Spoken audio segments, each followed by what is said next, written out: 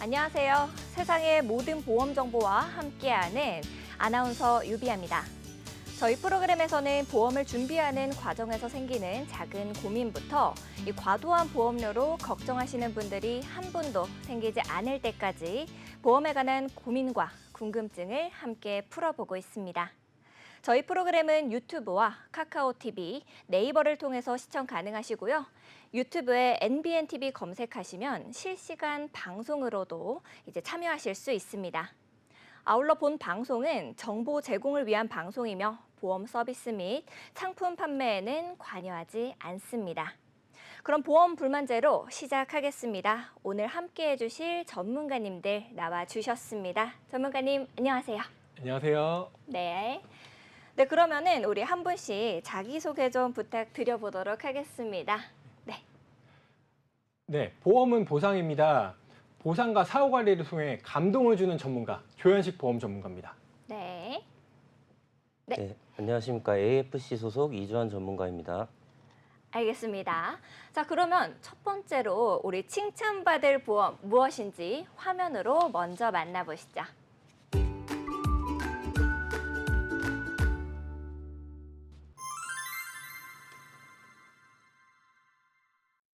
네, 첫 번째로 칭찬받을 보험은 우리 재가급여 보험입니다. 이 내용은 조현식 전문가님께서 준비해 주셨는데요. 어떤 내용 좀 준비해 주셨을까요? 네, 앵커님. 사람이 나이가 들면서 가장 걱정하는 질병이 어떤 거라고 생각하십니까? 아무래도 이제 나이가 들면서니까 치매 아닐까요? 네, 다른 질병보다도 치매가 가족들을 힘들게 한다라는 측면 때문에 실제로 만나 뵈면 걱정들을 많이 하십니다. 그래서 오늘은 제가 준비한 보험은 재가급여 보험입니다. 네. 그러면 재가급여 보험이란 어떤 건가요? 네, 재가급여 보험이란 음.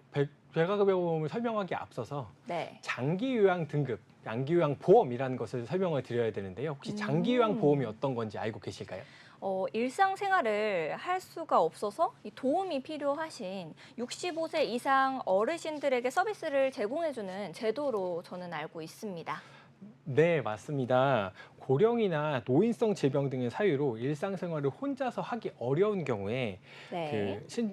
신체 활동이나 가사 활동을 지원해주는 서비스입니다. 그래서 가족들의 삶의 네. 가족들을 음. 노후의 건강 증진을 하고 네. 생활 안정을 통해서 국민의 삶의 질을 높이는 사회보장 서비스입니다. 네. 그러면은 이제 65세 미만의 노인성 질병을 가지신 분들도 신청이 가능하다고 하셨는데 이제 노인성 질병에는 어떤 것들이 좀 있나요? 네, 그래서 65세 미만 노인성 질병 가진 분들도 6개월 이상 일상생활 수행이 어렵다라고 판단이 되면 장기요양보험을 신청할 수 있는데요. 네. 노인성 질병이 총 21가지가 있습니다. 근데 21가지를 모두 외우시기는 어려우시기 때문에 저는 쉽게 외우실 수 있도록 외국의 유명한 배우 이름 알파치노라고 아실 거예요. 네. 영화 대부의 주인공인데요. 네. 알은 알츠하이머병, 파는 파킨슨병, 치는 치매, 어. 노는 글자를 좀 바꿔서 뇌로 바꿔서 뇌혈관 질환입니다. 네, 쉽네요. 그렇게 보니까. 네. 뇌혈관 질환의 경우에는 특히 60세 이하로 질병을 진단받으시는 분들이 무려 56%나 됩니다. 그럴 정도로 많이 진단이 되고 그래서 40, 50대 분들도 뇌혈관 질환의 후유증으로 인해서 장기요양 신청을 많이 하고 있습니다. 네. 그래서 이런 조건에 해당이 된다면 국민건강보험공단에서 장기요양 등급 신청을 하고 공단에서 직원이 나와서 일상생활 활동 기준표를 통해서 체크를 하면 1에서 5등급으로 판정이 됩니다. 그래서 네. 여기서 5등급 이상을 받게 되면 내가 가입한 금액만큼 보험금을 지급받을 수 있는 것이 재가급여 보험입니다. 네. 그러면 방금 말씀해 주신 대로 이 보험금 지급 기준이 요양 등급을 5등급 이상 판정을 좀 받아야 된다라고 말씀을 해 주셨는데 그 기준은 우리가 어떻게 알 수가 있을까요? 네, 장기요양 등급이란 등급판정위원회에서 방문조사 결과와 그리고 의사소견서 등을 기초로 네. 장기요양이 필요한 정도를 1에서 5등급으로 노인 장기요양 등급을 판정하는 것인데요. 전적으로 다른 사람의 도움이 필요한 자로서 장기 요양 인정 점수가 95점인 사람은 1등급, 상당 부분 다른 사람의 도움이 필요한 자로서 장기 요양 인정 점수가 95점 미만인 사람에서 75점 이상은 2등급, 장기 요양 인정 점수가 60점 이상, 75점 이상은 3등급, 장기 요양 인정 점수가 51점에서 60점 미만은 4등급, 치매 환자로서 점수가 45점 이상에서 51점 미만인 자를 5등급으로 판정하고 있습니다. 그래서 요약해서 말씀드리면 치매 환자로서 45점 이상부터는 이 장기 요양 등급을 받아서 재가급여 보험 신청이 가능하다라고 요약할 수 있겠습니다. 네, 그러면은 장기 요양 보험을 신청하면 국가에서 지원을 좀 해주는 것으로 알고 있는데요. 이 재가급여 보험이 필요한 걸까요? 네, 설명드리면 장기 요양 등급을 받았다고 해서 전액으로 국가에서 지원해 주는 것은 아닙니다. 본인 부담금이 있는데 재가급여는 15%, 그리고 시설급여는 20%가 자기 부담금이 있습니다. 그래서 재가급여 보험을 준비를 하시면 본인 부담금을 내야 하는 부담을 해결할 수 있고, 그리고 보장 금액을 크게 가입하시면 자기 부담금을 낸 금액 이상으로 보험금을 받아서 차익이 생깁니다. 그래서 매달 몇십만 원 국가로부터 더 받는 내용이 되시기 때문에 상당히 만족도가 높은 보험입니다. 만족도가 높군요. 이 치매보험 안에서 별도로 이 재가급여 특약으로 따로 넣는 담보다라고 말씀을 좀 해주셨는데요. 치매보험과 그러면 재가급여 보험의 차이는 어떤 것이 있나요? 네, 치매보험과 재가급여 보험의 차이 설명드리겠습니다. 네. 치매보험은 CDR이라는 척도로 보험금 지급을 합니다. 점수는 0점에서 5점 사이로 나타내는데 1점부터 보험금 지급이 됩니다. 1점은 경도 치매, 2점은 중등도, 3점 이상은 중증 치매인데요. 중증 치매는 상대적으로 받기가 어려운데 보험금 지급은 중증 치매가 돼야 보험금 지급을 많이 합니다. 그래서 좀 아쉬운 부분이 있었습니다. 그리고 경증 치매는 확률이 높지만 보험사에서 지급되는 금액은 많지가 않은 부분이 있습니다. 또한 치매보험은 앞서 말씀드렸던 CDR 척도가 보험금 지급 기준이기 때문에 치매로 인한 중풍이나 편마비, 욕창 등 네. 합병증은 보상이 어렵고 불의의 사고로 생긴 장애 시에도 보상받기가 어렵습니다. 하지만 치매보험과 달리 재가급여 보험은 보험금 지급 기준이 장기 요양 등급 판정이기 때문에 장기 요양 등급 판정에 치매가 보장이 포함되기 때문에 이 재가급여 보험을 가입하시면 치매도 보장이 된다라고 이해하시면 되시겠습니다. 그렇군요. 재가급여 이 특약 하나만 넣어도 뭐 치매 보험을 좀 준비할 수 있다라고 말씀을 해주신 것 같습니다. 우리가 재가급여 보험을 가입하기 전에 알아야 할 사항 같은 건 좀 어떤 것이 있을까요? 네, 재가급여 보험의 보험금 지급 조건은 장기 요양 등급을 받았다고 해서 보험금 지급이 되는 것이 아닙니다. 월 1회 재가급여 서비스를 이용해야만 하는 조건이 있습니다. 그래서 네. 월 1회를 재가급여 서비스를 이용하지 않았다면 보험금 지급이 어렵습니다. 또한 네. 장기 요양 등급 5등급은 2년, 2에서 4등급은 3년, 1등급은 5년마다 재평가를 받아야 하며 재진단을 받지 못하면 3에서 6개월마다 3에서 6개월이 지나야 장기 요양 등급을 다시 신청할 수 있습니다. 그 동안에는 보험금 지급이 어렵습니다. 네, 달에는 한 번은 꼭 이제 뭐 받아야 된다, 서비스를 이용해야 된다라고 말씀을 해주셨습니다. 우리 재가 서비스는 그럼 어떤 것들이 좀 있나요? 네, 이 자료를 보시면서 설명을 드리겠습니다. 네. 요양보호사가 방문해서 체활동이나 가사활동을 도와주는 방문 요양이 있고요. 그다음에 가정에 목욕 설비를 갖춘 장비를 이용하여 방문해서 목욕 서비스를 제공하는 방문 목욕, 간호사가 의사의 지시에 따라 자택에 방문하여 치료를 보조하는 방문 간호, 요양기관에서 어르신을 월 9일 이내 보호하는 서비스를 제공하는 단기 보호, 그리고 어르신을 네. 모시고 와서 낮 동안 보호를 하고 밤에 모셔다 드리는 주 야간 보호가 있습니다. 굉장히 많이 있네요. 네. 이 재가 서비스를 받지 않으면서 장기 요양 등급 판정을 받은 사람은 그러면은 보험금 수령이 좀 힘들겠네요.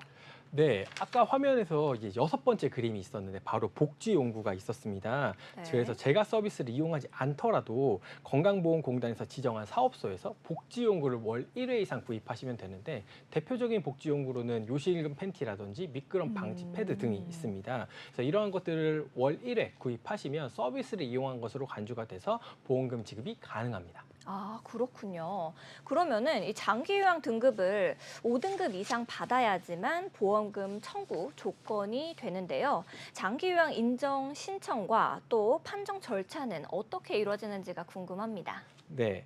신청은 대상자가 공단의 장기요양 인청 신청서와 의사소견서를 첨부하면 됩니다. 그리고 신청자는 본인이 직접 하거나 가족이나 친족, 그리고 사회복지 공무원 또는 구청장, 시장 등이 인정하는 자가 대리 청구할 수 있겠습니다. 그다음 그 후 신청서에 따른 항목을 공단 소속 직원이 방문하여 확인을 하는데 직원은 대부분 간호사이거나 사회복지사인 경우가 많습니다. 네. 이들이 장기보험 인정 조사표에 따른 조사 항목을 기준으로 평가를 하면 등급판정위원회에서 30일 이내에 최종적인 등급을 판정을 합니다. 네, 그러면은 재가급여 보험 암에 걸렸던 사람도 가입할 수가 있나요? 네, 일반 보험의 경우에는 입원이나 수술, 약을 복용 중이시거나 하신 분들은 유병자 상품으로 분류가 되는데요. 이 치매보험의 재가급여 보험은 약 복용이라든지 입원, 수술 이렇게 구분하지 않고 뇌졸중이나 인지능력 상실, 언어 장애 등이 있는지 이런 부분을 확인을 합니다. 그래서 극단적으로 말씀드리면 간경화로 투병 중인 경우에도 심사를 해서 승인이 되는 경우들이 있습니다. 그렇군요.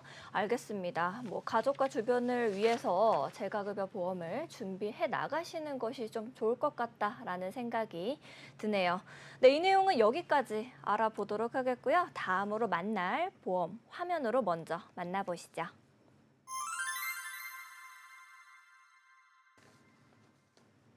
네, 두 번째로 칭찬할 보험은 변액연금 보험입니다. 이번 내용은 이주환 전문가님께서 준비를 해주셨는데요. 이주환 전문가님, 요거 어떻게 좀 설명해 주실 수 있을까요? 네, 안녕하세요. 저는 오늘 변액연금에 대해서 설명을 해드리려고 하는데 네. OECD 국가 중에 노인 빈곤율과 노인 자살률이 1위인 현 시점에서 연금 수령액이 점점 더 낮아지는 이 상황에 연금 문의가 굉장히 많이 들어오고 있어요. 네. 그래서 연금은 크게 두 종류가 있습니다. 고정된 이자를 주는 연금이 있고 수익률에 따라서 이자를 지급하는 연금이 있습니다. 어떤 것이 더 좋을지 저희가 생각을 해본다면 본인의 성향에 따라 다르겠죠. 원금 보장을 중요하다고 생각하시는 분들은 고정된 이자를 받으시는 게 좋고 수익률이 중요하신 분들은 수익률에 따라 지급받는 연금을 준비하시는 게 좋습니다. 자, 그러면 내 성향에 따라서 꼭 상품을 선택하는 게 맞을까요? 아니면 수익이 난다라고 한다면 본인 성향이 아니더라도 선택을 하는 게 좋을까요? 이런 부분을 저희가 보았을 때 본인 성향에 맞는 상품이 본인에게 수익을 가져다 주는 게 아니라 오히려 손해를 가져다 준다면 그것보다는 성향에 맞지 않더라도 저희한테 더 많은 수익을 가져다 주는 상품을 선택하시는 게 맞다라고 말씀을 드리고 싶어요. 이유인 즉슨 이제 본인 성향이라는 것은 내가 아직 경험을 해보지 못해서 공부해보지 못해서 아직 안 해봤기 때문에 경험이 없어서 이제 이렇게 판단을 할 수 있다라고 생각을 합니다. 네, 그래서 저희는 현 시점에 당장 쓸 돈을 모으는 게 아닌 20년, 30년 이후에 활용할 노후 자금을 준비할 때에는 고정된 수익보다는 수익률에 따라 상품을 선택하시는 게 좋다고 말씀드리고 싶습니다. 네. 네, 그래서 오늘은 보험 중에서도 변액연금을 활용하여 노후 준비를 잘 할 수 있는 방법에 대해서 말씀을 드려볼까 합니다. 네, 전문가님께서 이렇게 말씀해 주신 대로 제가 알고 있는 연금만 해도요, 여러 가지 종류가 있는데 그 중에서 변액연금이 노후 준비를 할 때 더 좋다라는 말씀이신 것 같아요. 그러면 전문가님이 생각하시기에 우리 변액연금으로 노후를 준비할 때는 어떻게 좀 준비하는 게 좋을까요? 네, 첫 번째로 저희가 고려해야 할 것은 수익률입니다. 왜냐하면 제가 자료랑 같이 한번 말씀드릴게요. 네. 자료를 보시면 물가는 평균적으로 1년에 3% 정도 오르는 것을 보실 수가 있어요. 자, 그래서 물가가 올라간다는 것은 제가 보유하고 있는 화폐 가치가 그만큼 하락한다는 뜻이기도 하죠. 연평균 물가 상승률이 2.5%라고 가정을 했을 때 20년 이후에는 단순 계산으로 물가가 50% 정도 오른다고 보실 수가 있습니다. 물가가 50% 올랐다는 것은 제가 가지고 있는 화폐 가치가 절반으로 하락했다는 뜻이겠죠. 그래서 예를 들어서 1,000원짜리로 20년 뒤에는 1,000원짜리 물건을 구매하실 수 있는 게 아니라 500원짜리 물건을 구매하실 수 있다고 보시면 됩니다. 그러면 우리는 최소 20년 뒤에도 동일한 금액으로 동일한 가치를 활용할 수 있게 하기 위해서는 물가 상승률만큼의 이자라도 받을 수 있어야 한다고 생각을 해보실 수 있습니다. 그렇죠, 네. 그래서 저희가 10년, 20년, 30년 뒤에 쓸 돈을 모으실 때는 무조건 물가 상승률보다 더 높은 곳에 투자를 하셔야 하는데 현재 대한민국 기준금리가 몇 프로일까요? 한 3% 정도 아닐까요? 네, 맞습니다. 이것도 네. 자료랑 같이 제가 설명을 드릴 텐데요. 네, 최근 5년 동안의 은행 이자율을 보면 일반적으로 코로나 전에는 이자율이 굉장히 낮았고요. 코로나 이후에는 전반적으로 기준금리가 많이 올랐기 때문에 은행금리도 함께 올랐다라고 생각해 주시면 좋습니다. 그런데 지금은 어떤가요? 다시 코로나 이전으로 조금씩 돌아가고 있습니다. 네. 아마 더 비슷해지거나 떨어지거나 할 텐데요. 자, 앞으로는 실질적으로 은행 이자만 가지고 물가 상승률을 대비한다라는 것은 쉽지가 않습니다. 그래서 대부분의 사람들이 선택을 하는 게 투자라는 것입니다. 주식도 하고요, 부동산도 하는 겁니다. 투자라는 것은 저희가 수익률에 따라서 이자를 지급하는 것인데 보험사에서도 노후 준비를 할 때 수익률에 따라 지급받을 수 있는 상품이 있는데 이걸 변액연금이라고 합니다. 네, 그렇군요. 설명해 주셔서 이해가 좀 더 잘 되는 것 같습니다. 이 전문가님 말씀대로 연금은 지금 당장 1, 2년 뒤에 사용해야 되는 돈이 아니라 먼 미래인 20년에서 한 30년 뒤에나 써야 하는 자산이니만큼 그때 당시의 물가 반영이 무엇보다 중요하겠네요. 그러면 물가 상승률 반영을 할 수 있는 변액연금, 어떤 부분을 우리가 좀 중점적으로 고려해서 준비하면 좋을까요? 네, 변액연금을 준비하실 때에는 네 가지를 꼭 염두에 두셔야 합니다. 첫 번째는 분산 투자입니다. 계란을 한 바구니에 담는 것보다 나눠 담는 게 좋다는 말이 있죠. 이것을 저희는 포트폴리오라고 하고 분산 투자라고 합니다. 네. 그래서 안정적인 수익률을 원하신다라고 하시면 집중 투자보다는 분산 투자하시는 것을 권유해 드리는데요. 두 번째는 수수료입니다. 예를 들어서 600이 3은 뭘까요? 네. 600이 3이요? 네. 갑자기 질문을 주셔서 깜짝 놀랐습니다. 600이 3은 3이죠? 네, 3이죠. 6은 저희의 수익률이고 3은 저희 수수료라고 생각을 해보실 수 있습니다. 네. 저희가 수수료가 6%일 때 수익률이 3%라고 한다면 절반 정도의 수익률을 저희가 가지고 올 수 있겠죠. 네. 그래서 수수료를 많이 내는 경우에는 제가 봐야 하는 수수료가 떨어질 수 있습니다. 네, 정정하겠습니다. 수익률이 떨어질 수 있겠죠. 네네. 그래서 수수료는 회사마다 조금씩 차이가 있어요. 그래서 수수료가 적은 회사나 적은 상품을 선택하시는 게 유리하신데요. 네. 많은 분들이 일반적으로 보험회사에서는 수수료를 많이 뗀다라고 생각을 하십니다. 그렇죠, 또. 네. 네. 수수료를 적게 떼는 방법이 있는데요. 보험회사에서 수수료를 적게 떼는 방법은 두 가지가 있습니다. 첫 번째는 네. 추가 납입을 활용하시는 방법이고요. 네. 두 번째는 이 수수료를 일정 기간이 지났을 때 페이백을 받으실 수 있는 방법입니다. 자, 첫 번째 추가 납입은 기본 보험료가 아니기 때문에 사업비가 발생하지 않게 되고요. 네. 그래서 같은 금액을 모으더라도 조금 더 효율적으로 모으실 수 있습니다. 두 번째 페이백을 받으시는 방법은 수수료를 언제까지 떼는지 저희가 생각을 해봤을 때 보통 납입 기간 동안 보험사에서 수수료를 떼게 되어 있습니다. 그래서 납입 기간이 지났을 때, 완료가 됐을 때 저희가 일정한 금액의 이자를 받고 페이백을 받는 방법이 있습니다. 그래서 수수료가 끝난 예를 들어 납입 기간이 10년이라고 했을 때 11년 차 때 8%의 이자를 붙여서 페이백을 받으시는 방법을 선택하시는 것도 좋습니다. 네, 수수료를 좀 적게 물 수 있는 방법에 대해서도 좀 설명을 해주셨네요. 전문가님께서 변액연금 보험을 준비할 때 고려할 사항으로는 첫 번째로는 분산 투자, 그리고 또 두 번째로는 수수료에 대해서 이야기를 해주셨습니다. 그러면은 나머지도 좀 설명해 주시겠어요? 네, 세 번째는 세금입니다. 연에 저희가 수익률을 4%만 잡아볼게요. 네. 저희는 물가 상승률보다 조금 더, 그리고 잘 될 때도 있고 어려울 때도 있기 때문에 20년 동안 연에 4%씩 꾸준한 수익률이 난다고 가정했을 때 80%의 수익률을 낼 수가 있겠죠. 자, 그럼 1억이면 8천만 원이라는 이자 수익률이 저희한테 발생을 하게 됩니다. 네. 그런데 1억에 8천만 원에 저희가 수수료를 낸다고 하면 15.4%로 가정할 당시에 약 1,230만 원 정도 됩니다. 네. 그 정도를 세금으로 저희가 내야 하는데 보험사에는 세금을 안 낼 수 있는 상품이 있습니다. 그리고 변액연금이라는 상품은 10년이 지났을 때 이자에 대해서 세금을 물지 않습니다. 오. 네, 마지막으로 네 번째 말씀드릴 텐데요. 지속적인 관리입니다. 예를 들어서 고객님이 씨를 뿌려놨을 때 쌀이 그리고 벼가 잘 자라는 게 좋겠죠. 네. 근데 물도 주고 거름도 주면 가만히 뒀을 때보다 더 많이 자랄 수가 있습니다. 그러면 저희들은 더 많이 자라게 하는 게 좋을까요? 아니면 방치해 두었다가 조금 받는 게 좋을까요? 라고 생각을 해봤을 때 당연히 관리를 잘 해서 더 많이 받는 게 좋겠죠. 그렇죠. 특히 변액연금 상품이라는 것은 우리가 흔히 주식 시장에 투자를 하신다라고 보시면 됩니다. 그런데 불과 2년 전, 3년 전만 보더라도 AI라는 시장이 없었고 로봇 관련 회사들이 그렇게 많지 않았어요. 네. 네, 굉장히 적었지만 실질적으로 현 시점에서는 굉장히 많아지고 굉장히 활성화가 된 것으로 볼 수가 있어요. 그래서 일반적으로 3년마다 그리고 5년마다 주변의 상황을 바뀌는 상황들을 고려해서 그 시기에 따라서 저희의 자산 그리고 그 자산의 포트폴리오도 바뀌어야 한다고 말씀드리고 싶습니다.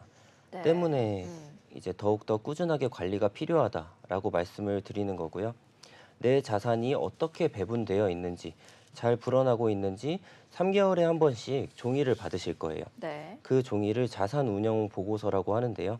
자산 운용 보고서를 보실 때 내가 어떤 걸 선택할 수 있는지, 또 그걸 선택했을 때 수익률은 얼마인지 자세하게 나와 있습니다.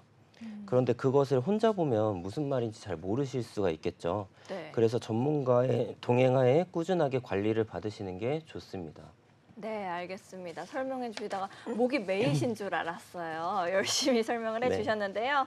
변액연금을 가입할 때는 말씀해 주셨던 것처럼 네 가지를 고려해서 보다 효율적으로 준비해야 할 것 같습니다. 첫 번째는 아무래도 이 투자성 상품이다 보니 분산 투자를 해서 연금으로 받기 전까지 안정적으로 펀드를 운용하는 게 중요할 것 같습니다. 또 그리고 수수료에 대한 부담이 있을 수 있기 때문에 추가 납입 그리고 페이백 잘 활용하시는 게 무엇보다 중요하실 것 같고요. 세금을 절세할 수 있는 기준을 또 잘 알고 마지막으로 꾸준하게 관리를 하는 것이 중요하다라고 또 변액연금이다라고 말씀을 해주셨습니다. 그러면 전문가님, 변액연금을 해야 하는 거는 제가 좀 알겠는데요. 변액연금을 이 효율적으로 준비를 할 수 있는 방법이 뭐가 좀 더 있을까요? 네, 가장 좋은 방법은 네. 가장 빨리 준비하시는 거라고 볼 수 있습니다. 아, 늦었다 생각하면 진짜 늦는 거다. 네, 맞습니다. 알겠습니다. 오늘 이런저런 이야기들을 많이 좀 해주셨는데요. 마지막으로 정리 한 번만 더 해주시면 정말 좋을 것 같습니다. 네, 간단하게 제가 마지막으로 정리해 드리겠습니다. 화면으로 같이 보실 텐데요. 첫 네. 번째로는 고정 이자보다는 수익률입니다. 물가는 꾸준하게 오르고 있기 때문에 물가보다 낮은 이자를 받을 때에는 실질적으로 돈이 필요할 때 굉장히 적을 수가 있습니다. 따라서 긴 시간이 지난 후에 저희가 활용을 해야 되는 자산이기 때문에 수익률에 따라서 받을 수 있는 상품을 선택하시는 게 유리합니다. 두 번째는 과세보단 비과세 상품입니다. 일반적으로 돈을 많이 벌면 수익률을 많이 낸다고 한다면 세금을 낼 수 있지 않냐라고 생각을 하고 말씀을 해주시는 분들이 많이 계신데요. 일반적으로 장기간 운영하는 상품인 경우 이자율이 높기 때문에 이후에 부담해야 하는 이자율 그리고 세금도 굉장히 큰 부담이 되실 수가 있어요. 따라서 15.4%의 세금이라도 덜 낼 수 있는 방법을 선택할 수 있는 보험사의 변액연금 상품 같은 경우에 세금을 안 낼 수 있기 때문에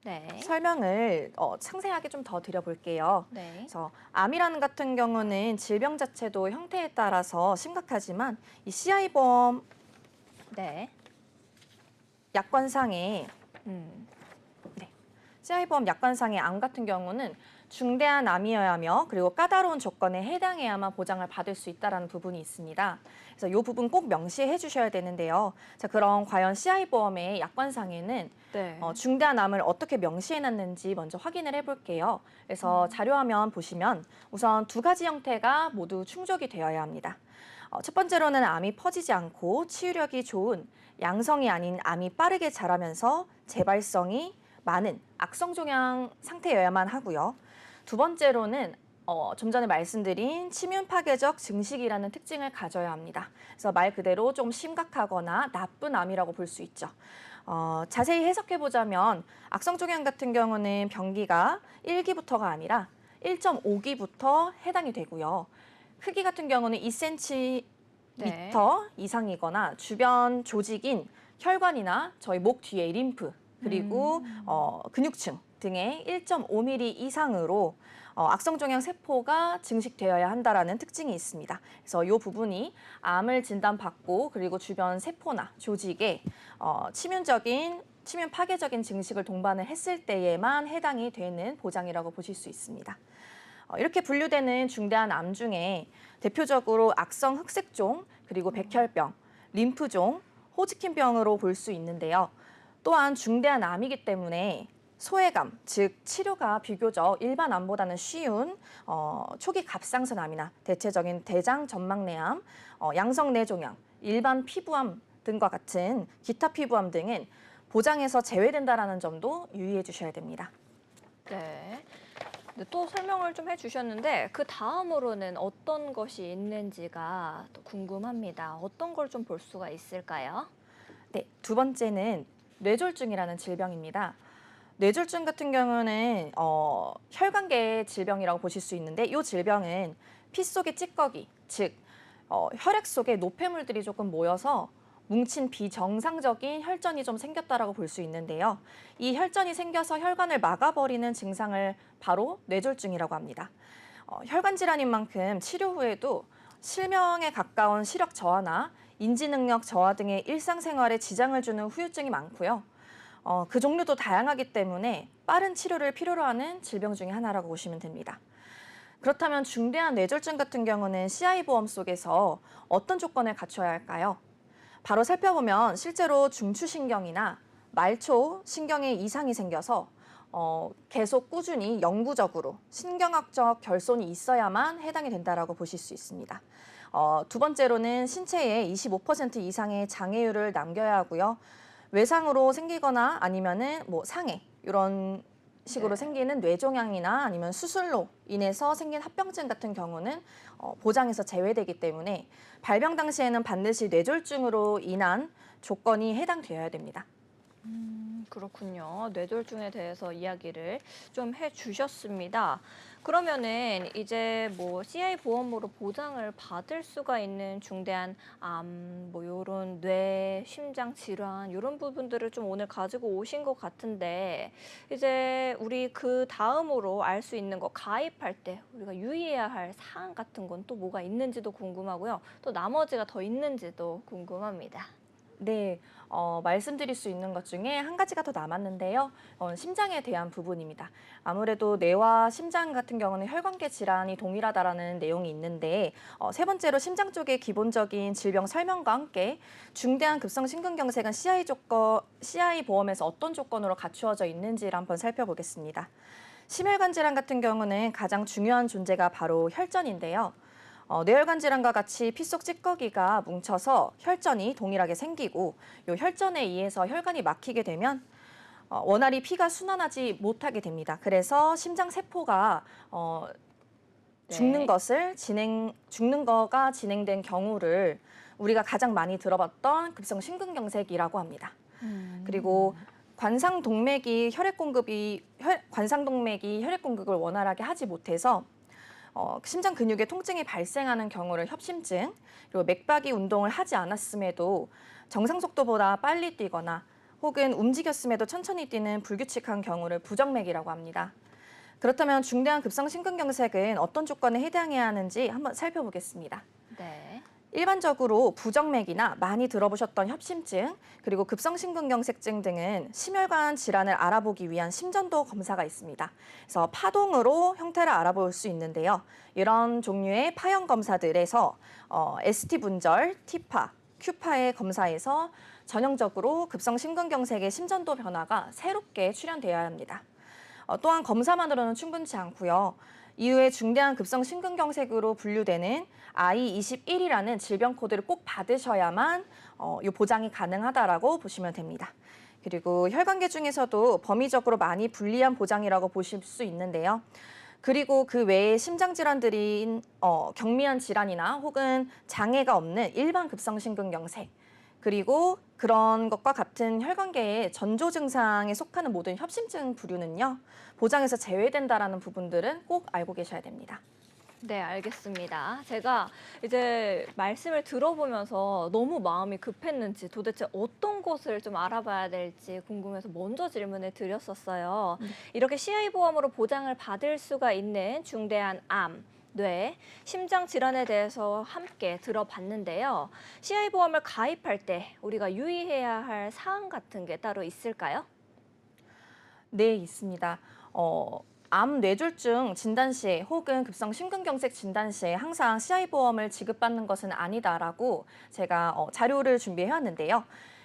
보시면 기존의 건강보험, 즉 저희가 GI 보험이라고 볼 수 있는 요즘의 평범한 보험 같은 경우는 암 뇌졸중 그리고 급성 심근경색에 대한 통상적인 정의를 그대로 사용을 해서 지급을 하게 되어 있지만 CI 보험 같은 경우는 중대한 질병이나 중대한 수술 그리고 중대한 화상 및 부식에 대한 부분들을 정의를 해서 좀 더 까다로운 조건을 부합하지 않는다라고 하면 지급되지 않는다라는 특징을 가지고 있어서 내가 가입 시에는 CI 보험이 과연 나한테 맞는 보험인지를 꼭 한번 확인해 보셔야 되고요. 설명도 꼭 들어보셔야 하는 부분이 있습니다.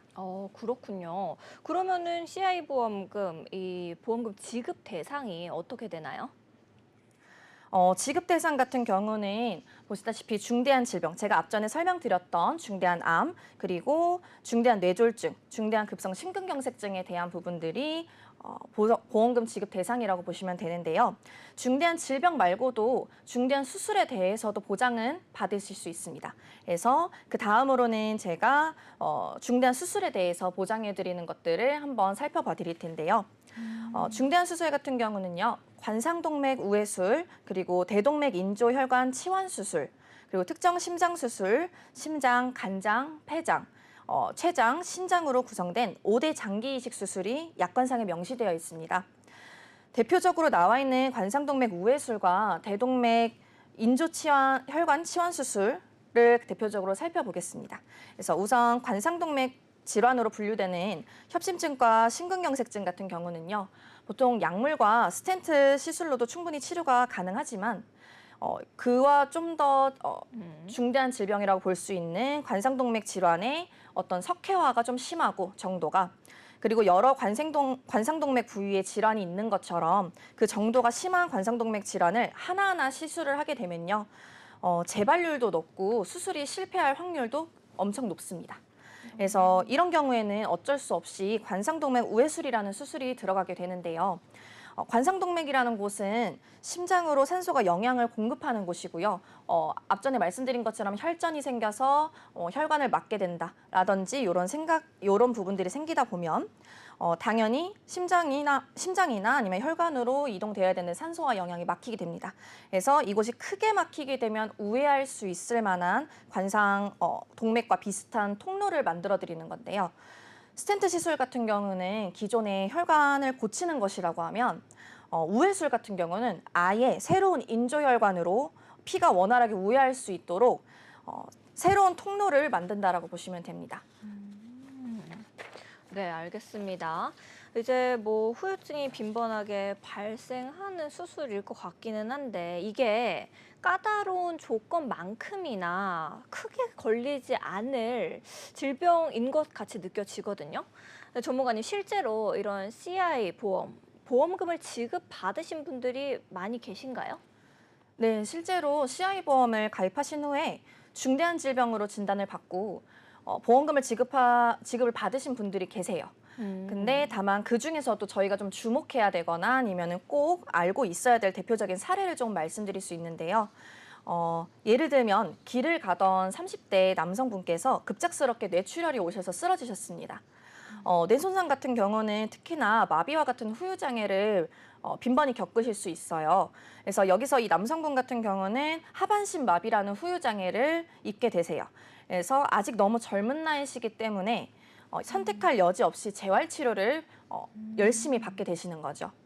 그래서 뇌졸중으로 인한 하반신 마비 같은 경우는 하반신 마비의 후유 장애가 점차 회복을 하고 있었습니다.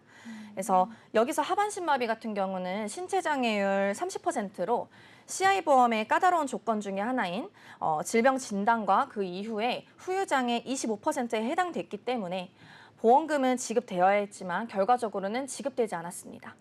그래요? 전문가님, 이게 굉장히 까다로운 조건에 다 맞았는데 왜 지급이 되지 않았던 거죠? 사실 제가 앞전에 그 혈관계 질환에 대해서 한번 설명을 드려봤을 때 잘 들어주신 분들이라고 하면 한 가지가 빠졌다라고 생각해 주실 수 있는데요. 요 한번 자료화면 같이 한번 보시면 약관에 명시되어 있는 사항을 꼼꼼히 설명받으셔야 하는 이유가 바로 여기 있습니다. 좀 전에 뇌졸중에 대한 약관 다시 한번 살펴보시면 그렇다면 이 사례에서는 재활 치료를 받았다라는 게 문제가 된다라는 게 확인됩니다. 젊은 나이시기 때문에 사실 앞으로 살아갈 시간을 위해서 당연히 그리고 열심히 재활 치료를 받았을 뿐인데 몸이 호전되는 상황을 보고는 영구적으로 장애 그리고 영구적으로 결손이 있지 않다라고 판단해서 보험금이 지급되지 않은 사실이 있습니다. 그래서 이처럼 중대한 질병과 수술을 보장해주기는 하지만 실질적으로는 가입 후에 질병의 진단을 받더라도 보험금이 부지급되는 안타까운 사례가 지급받는 사례보다 좀 많았기 때문에 요 CI 보험에 대해서 불편한 얘기가 많을 수밖에 없었던 거죠. 너무 안타깝네요. 그런데 이렇게 안 좋은데 도대체 왜 CI 보험을 가입하신 분들이 많이 계시는 걸까요? 과거에 CI 보험 같은 경우는 가입할 때는 다 나오고 다 주는 것처럼 이제 설명을 다 들으셨어요. 그렇게 얘기를 했기 때문에 CI 보험을 가입하신 분들이 굉장히 많으신데요. 내 건강 자산을 위해서 모든 게 보장된다라는 설명을 듣고 준비했는데 제일 안타까운 건 나중에 5년 그리고 10년이 지나서 막상 보험금을 청구하려 했을 때 막상 질병의 진단을 받았을 때에는 조건에 맞지 않다고 안 나오다 보니까 그래서 나쁜 겁니다. 근데 불편한 사항이 더 남아있죠. 말씀드린 내용처럼 네. CI 보험 같은 경우는 중대한 조건에 맞지 않아서 지급받지 못하는 상황도 생기지만 두 번째로는 보장해준다던 중대한 질병과 중대한 수술줄 중에서 단 한 가지만 보장을 해준다라는 내용입니다. 저희가 가입하는 요즘 종합보험의 내용들은 암, 뇌, 심과 같은 질병 진단 수술비를 그리고 치료비까지 각각 보장을 해주는 보험이지만 CI 보험은 아닙니다. 그럼 CI 보험 같은 경우는 왜 한 가지만 보장을 해줄까요? 거기엔 이런 내용이 좀 숨겨져 있습니다. 저희가 집중해 보셔야 되는 게 우린 암보험이나 실손보험과 같은 건강보험으로 가입을 하신 걸로 기억을 하지만 바로 건강이 아닌 사망보험이 주로 이루어져 있기 때문이에요. 그래서 그렇다면 CI 보험은 어떤 구조로 이루어져 있길래 중대한 상황 속에서 한 가지로만 보장이 가능할까요? 예를 들면 혹여나 내가 사망하지 않고 살아있을 때 큰 치료비가 필요한 중대한 질병에 걸리게 되면은 준비된 사망보험금의 일부 퍼센티지를 살아있을 때 진단금 목적으로 성지급받는 구조이기 때문에 한 가지에만 보장이 가능한 보험으로 설계되어 있습니다. 그리고 질병보험금을 받고 나머지는 내가 사망했을 때 사망보험금으로 지급이 됩니다. 앵커님, 그럼 그 당시에 CI 보험을 네. 가입하신 분들은 반드시 한 가지 질병에 대해서만 보장을 받을 수 없는 그런 보험으로만 가입을 하셨을까요?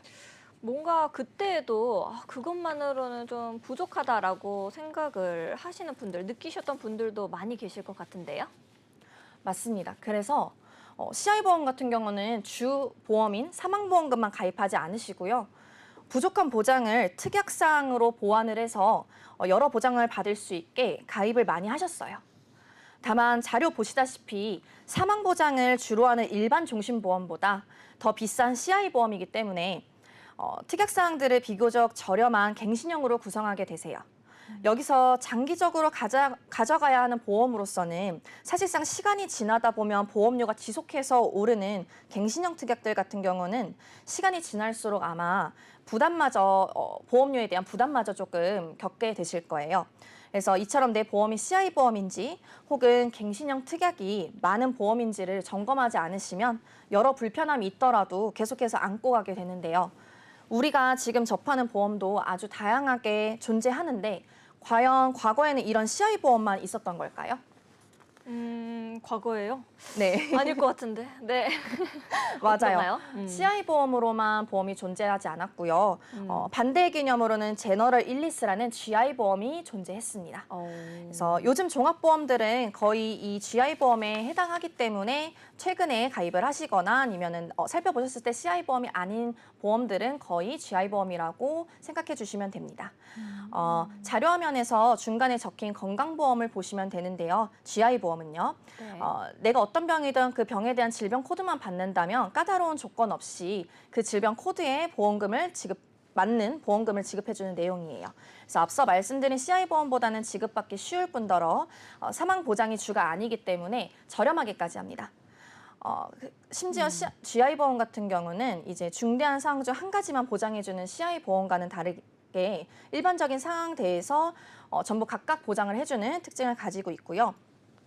네. 그런 특징을 가지고 있는데 혹시 앵커님께서는 모든 질병을 각각 보장해주면서 지급받기 쉽고 저렴한 보험이 좋으세요? 아니면 한 가지의 중대한 질병만 보장해주는 지급 조건이 까다로운 비싼 보험이 좋으세요? 당연히 이제 저렴하고 또 폭넓은 범위를 각각 보장받을 수 있는 보험이 좋겠죠.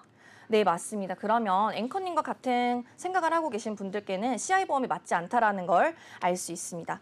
그래서 물론 내게 맞지 않는 보험이라고 판단한 경우에는 그대로 가져가지 않으셔도 되고요. 충분히 보험 속 불리한 내용을 조정을 할 수가 있습니다. 그래서 첫 번째로는 CI 보험의 주보험의 사망 보장을 최소로 줄이는 부분이 있고요. 두 번째로는 지속적으로 갱신되어 오르게 될 갱신형 특약 사항들을 필요 없는 보장들을 추려서 정리하는 거라고 볼 수 있고요. 이렇게 두 가지만 조정하셔도 월 보험료 많이 저렴해지시기 때문에 보장 새롭게 저렴해진 만큼 보완을 해주시면 될 것 같습니다. 네, 알겠습니다. 이것처럼 내 보험이 CI 보험이다라고 하면은 막막하신 분들이 많이들 계실 것 같은데요. 충분히 조정해서 또 보완할 수 있는 방법이 있어서 정말 다행입니다. 전문가님, 그러면 오늘 말씀해주신 내용 조금 어렵긴 해서 좀 천천히 우리 요약 한번 해주실 수 있을까요? 네, 오늘 CI 보험에 대해서 알아보는 시간 가져봤는데요. 세 가지만 기억하시면 될 것 같습니다. 첫 번째는 CI 보험은 중대한 질병과 수술 중 한 가지만 보장해주며 지급 조건이 매우 까다롭다. 그리고 두 번째는 사망을 주로 하는 보험이기 때문에 일반 건강보험보다 더 비싸다라는 부분. 그리고 마지막은 주보험을 낮추고 갱신형 특약을 정리해서 저렴해진 보험료로 필요한 보장을 더 보완하시면 된다라는 부분입니다. 그래서 오늘 내용 정리 도와드리면서 마지막으로 말씀 전달드리고 싶은데요. 예전부터 그래왔던 것처럼 보험은 시대별 트렌드에 따라서 바뀌기 때문에 좋은 보험, 나쁜 보험이다라는 거는 시간이 지난 뒤에 알게 되는데 시간이 지난 뒤에 알게 되면 이미 늦습니다. 그래서 나이는 이미 많이 먹었고 그리고 병원을 이미 다녀왔기 때문에 내가 가입한 보험이 나와 맞지 않더라도 그대로 가져가야 하는 일이 생겨버리죠. 이건 마치 목적지가 다른 버스를 탄 것과 같은 내용이에요. 그래서 돈도 아깝고 시간도 아깝고 그렇게 느껴지지만 결국 제대로 된 버스를 바로 갈아타지 않는다면 내 기회비용과 내 시간을 더 많이 더 먼 곳으로 떠날 수 있다는 부분이 있습니다. 그래서 그렇기 때문에 이 점 유의하셔서 내 보험이 주기적으로 나에게 맞는 보험이고 나에게 맞게 잘 가입되어 있는지를 확인하는 시간 꼭 가지시기 바랍니다. 감사합니다. 네, 알겠습니다. 네, 감사합니다. 길게 잘 설명을 해주셨습니다. 오늘은 제가보험, CI보험, 변액연금보험에 대해서 자세한 이야기 나눠보았습니다. 저희 방송은 유튜브, 네이버 TV, 카카오 TV, NBN TV 혹은 보험 불만 제로로 검색하시면 실시간 방송으로도 참여하실 수 있습니다. 아울러 본 방송은 정보 제공을 위한 방송이며 보험 서비스 및 상품 판매와 중개에는 관여하지 않는다는 점 다시 한번 말씀드리도록 하겠습니다. 보험 불만제로 다음 이 시간에 더욱더 알찬 소식과 함께 돌아오도록 하겠습니다. 시청해주신 여러분 고맙습니다.